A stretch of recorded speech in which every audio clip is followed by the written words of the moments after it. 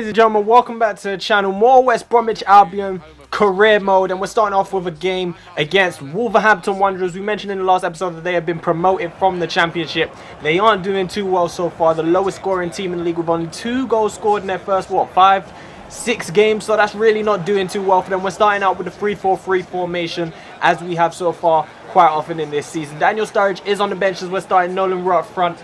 I figured we've got some big Champions League games, some cup games coming up, some games just generally against bigger opposition, and like you're looking at the lineup that Wolves have got right here, it's a pretty poor lineup. Like, it's poor, like it's not Premiership quality whatsoever, not even almost Premiership quality. So I figured we could come out here. Still a pretty strong side. Vandermeer, Munayin, they're all in there. But we do manage to take the lead. And it's neither of those regular goal scorers. It is Marcelo Brozovic getting on the end of a beautiful Vandermeer cross. He just lifted it up into the box. I was looking for Nolan Rowe originally, just hoping that he'd be in that kind of area. But it was Marcelo Brozovic who got underneath the ball and nodded straight past the keeper. So it's a really early start against Wolves. And I'm doing it for you guys. I'm doing it for you guys because we played Aston Villa in the live game last season at the Hawthorns, I believe. Or maybe it was away from home when we actually played that game and we did lose it. So we're making sure we ain't losing to Wolves, especially with this poor lineup that they got right here. They did get a chance to get level back into this game again as they got their header. I just managed to get, I think it was Timo Lachey who actually cleared it off the line, but we did create another chance right there as it's Marcelo Brozovic starting to get involved in more attacks. And from the resulting corner, Munayin is actually going to whip it in, drive it to the near post, and Roux with a really good flick on. That's a nice little tactic that I tried for the first time right there. I think I might try that a little bit more often, especially when I'm playing Roux in the striker position. But we get another chance right here as Bradley plays an absolutely beautiful through ball into Jonathan Lecco, and he is able to double our lead before half-time and put us 2-0 up in about, let's check, 33rd minute of the game right there. So it's been pretty much all us. They had their little one chance that was cleared off the line, as you saw earlier from the corner. We've had chances of our own, though, that's been denied. Marcelo Brozovic has been denied by the keeper. Nolan Rowe been denied by the keeper. But that through ball right there after the tackle from Van Dijk, played in by Michael Bradley, Lecco, all types of space in the box, really. All he had to do was finish it, and he done that well. And we're back on the attack again, 38 minutes in. Ball's in the box. Brozovic tries to flick it around his man nicely. He's found again by Chadley. Leaves his man on the floor for dead. And his shot is saved well by the keeper again, who's just being put under all types of pressure. Akeme in the goal.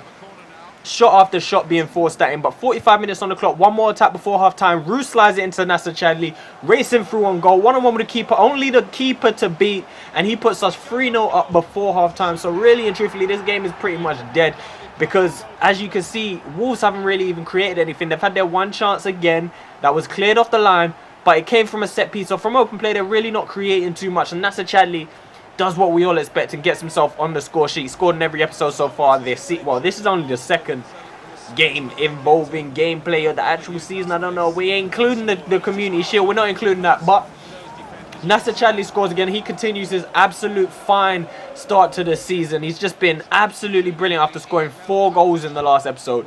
Smashing, it's just smashing. But Vandermeer again with another long shot, just over the bar, just a little. I'm not sure, a little bit high and wide. I'm not, just a little bit high. I think that is going top corner if it's a little bit lower. But eventually, Max Vandermeer is going to score one of them long-range shots because this guy just comes close. He seems to get so much space in them areas, like finds space so well. So hopefully, soon enough, he'll be able to make something happen and get one of them long-range goals. Jankovic and Zelalem off the bench. Jankovic plays an absolutely beautiful threaded pass into Zelalem, who found himself in behind the defense. But his finish was absolutely poor. And some of you wondering why Zelalem don't play more often, it's stuff like that. Stuff that don't usually even make it into the video.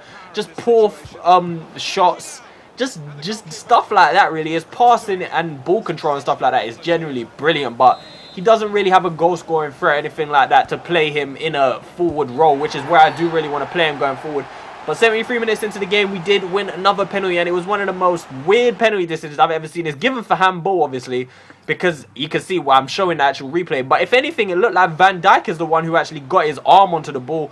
Nonetheless, Roux steps up to take the penalty, and he dispatches for his first Premier League goal of the season to put us 4-0 up against our, quote, rivals. They call themselves our rivals? Nah. One question I was wondering though is when I scored that goal with Roux, I don't know, there's something about Nolan Roux. He feels like he could be some sort of cult hero for this. If we could give him more games and maybe get him, he only scored about 13, 14 goals for us last season. If he could score a few more goals this season, I feel like he could be the type of player who could be a fan favorite. But I just wanted to know. I might leave a little poll in the top right, so check for it if it's there. I just want to know who your favorite player on the team is. I don't know. I'll include Chadley, Munai, maybe Santon, I guess. I don't know. Van der Meer will be in there. I want to know who your favorite player on our team of the players we've constructed is. Who's the fan favorite of this team, of this squad? I'll put Ruin there, obviously, because I feel like I don't know. I feel like he suits the team. He's a West Brom type player. I don't know. He puts his all into games. He does what he needs to do. He's scoring some goals. He suits the team quite well. But we're in the EFL Cup in our next game against Manchester City, and you look at their lineup again. It is kind of piss poor. I mean, I can't tell with FIFA though whether they're playing this lineup because it's the EFL Cup or if they're just doing it because they're doing it. Like the opposition, especially bigger teams, they usually field up squads like this anyway in the Premier League. So I can't really tell. But we made them pay for it in the 42nd minute. Only the second chance of the game, only the second highlight of the game, because nothing really was happening too much. We did manage to slide in Jan Gorkov though. I think it was Bezic who played the ball in behind after some really nice football to actually get him the space in there. Gorkov finished beautifully. Look at the way we just opened up the space. Gorkov's made the run diagonally. He's found it inside the box. His first touch is nice, and the left foot finish is even better. So Jan Gorkov gets himself his first goal of the season. It's in the EFL Cup. It doesn't matter.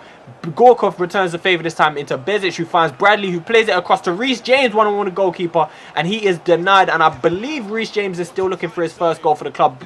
Correct me if I'm wrong. It is his, well, second and a half season, I guess. I think he might have scored in the first season he joined us, but I can't really remember. Correct me if I'm wrong, like I said. Nolan Rood denied by the keeper right there. 78 minutes into the clock, and Manchester City still haven't created a single chance until now when Sterling gets in behind, and it's just a brilliant block from Lachey, who gets in behind. Look at that tackle right there. I mean, Sterling is most likely going to put that into the back of the net, but the keeper was probably beaten. Lachey getting in behind, making a good block, and Manchester City get themselves another corner late in the game, trying to make something happen. We clear it. It finds Berahino, who just goes around his man with ease. I think it's Angelino who's chasing him, and Berahino, I don't know who that is, some unknown defender chasing after him. Berahino's just through on goal. 10 minutes left to play, and he just squanders the opportunity, just doesn't put it away. It's his first appearance of the season, I think. He's lost his position to Sturridge, obviously. Rue just the next up, and Berahino should have put it in the back of the net. But 88 minutes in, Reece James gets the ball, finds Bradley. Man City, I don't know where their midfielders are. We're moving it around. Joe Ward plays out wide to Sam Byram. His shot is saved, and Kieran Dowell kills the game off in the 90th minute with the header. We are knocking Man City out of the EFL Cup. And it comes down to it again where they just, I don't know what they're doing with their lineup. It's a mess. There was no Aguero, no De Bruyne, no Fernandinho. No one was in the lineup. But we're into the final game of the episode. Best defensive team of the season so far. Only conceded 4 goals. And this is one of the players that's actually made this happen. Christiansen, the captain of the team for the season. We're playing against Swansea. I think I'm doing kind of well in the league. I don't know if I showed the league table, but I think they're doing pretty well.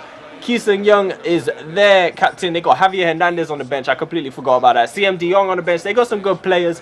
And I can't remember our exact record against Swansea, but they usually play quite well against us. Sometimes they take some points off of us. I think they beat us in the very first game we played against them with Borja Baston. They don't have him anymore. Sold him to Inter Milan, but we're into this game with the first chance. Bezic putting the ball to the back post, and it looked like Chadley was going to get onto the end of it, but Munain has stepped in and decided he wants to header it straight down into the ground and into the keeper's hands. Sturridge this time finding Van der Meer, and if I do goal of the season this year, that has to win it, just because if you watch the replay, it's ridiculous. The physics don't even make sense. It should be impossible for him to do that. The replay will come back around. Van der Meer has got the ball. He's cutting with his left foot, and before his foot has even touched the ground, he's bent it into the top corner. How has he generated that amount of power from that shot? Look, he hasn't even planted his foot to take the shot, and there's no back lift as well. It doesn't make sense. Let's just scrap the competition. That's goal of the season. We could score better goals, but the fact that that one should be damn near impossible, that's going to win him the tournament right there. So we're 1-0 up against Swansea. Should have been 2-0 up. I'm not even sure if that was going on target actually, as Van Dijk, his header cleared off the line somewhat like we cleared Wolves off the line earlier on. But Swansea pulled themselves back into the game again, and I don't know how. I don't know where the defenders were. They don't really show it from the replay. Maybe if you rewind it, you could see how Nathan Dyer. Maybe we could see from here. Where is Dyer? I guess he just goes into the box. There's no one even near him. There's no, if they threw, I don't even know. If they dropped a grenade at Nathan Dyer's feet, he would be the only one who gets hit by that, because there was no one near him. No one marking him. The marking was just terrible. Into the second half, though, Swansea have got themselves a draw so far. 60 minutes on the clock, and it's a really good save by Jack Rose. He's a 78 overall now, so really I can see him being our keeper for the rest of the series, even if we keep growing him, because he still has the promising player thing. So if we keep training him, he could probably go up to an even mid-80s keeper, which I ain't got a problem with. I don't need a high 80s, 90 overall keeper. I really don't see a difference when you start hitting them really high overalls.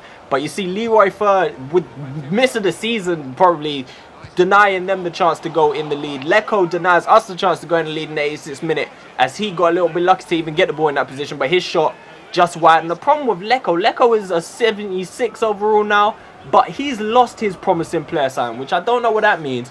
He says has that special something where he said before an exciting prospect, which means up to 90 overall, I believe. But now he doesn't have the promising player sign, and I don't know why that is. Maybe we'll keep training him, try and get him at least up to 80 overall, because he's stunted a little bit. In the first season, he got a lot more game time. Last season, he didn't get so much.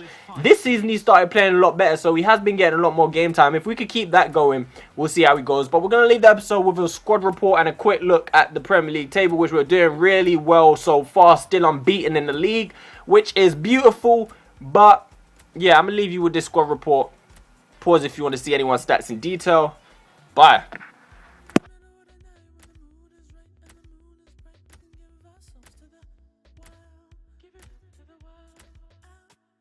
When we wake up from the side, you're by my side, look in my eyes, we can start a